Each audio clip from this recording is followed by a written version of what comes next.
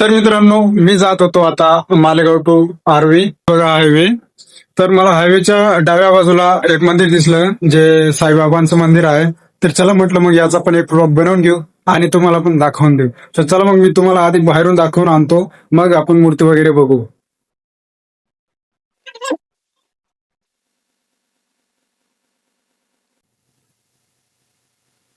हे बघा मंदिर.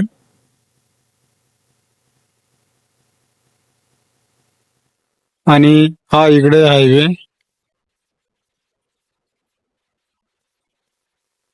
तर चला मग आता तुम्हाला मध्ये कसं आहे मूर्ती वगैरे दाखवतो. आता मंदिर पूर्ण रिकामा आहे.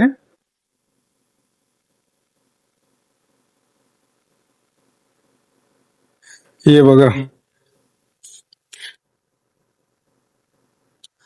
साईबाबांच्या अशी भव्य आणि एकदम खूप छान मूर्त्या आहे इथे.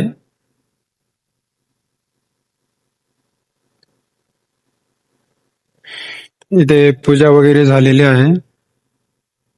मित्रांनो हे बघा आपल्याला इथले पुजारी पण भेटलेले आहेत. नमस्कार.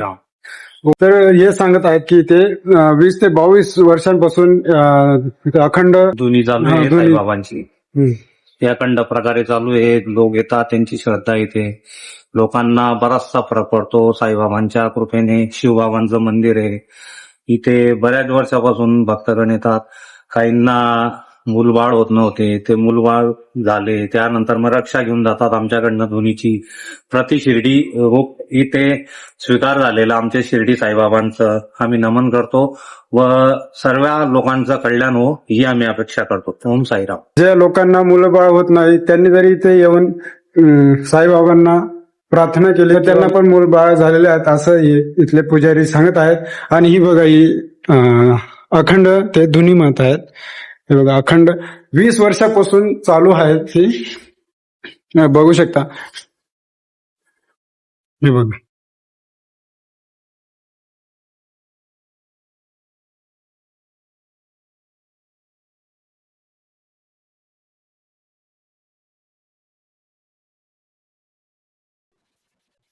तर मित्रांनो, तुम्ही मालेगावहून धुळेला जात असताना ही लेफ्ट साईडला हा मंदिर बघितलाच असेल. जर बघितला असेल तर कमेंट मध्ये नक्की सांगा आणि आपल्या चॅनलला सबस्क्राईब करून ठेवा असेच नवनवीन ब्लॉग बघण्यासाठी.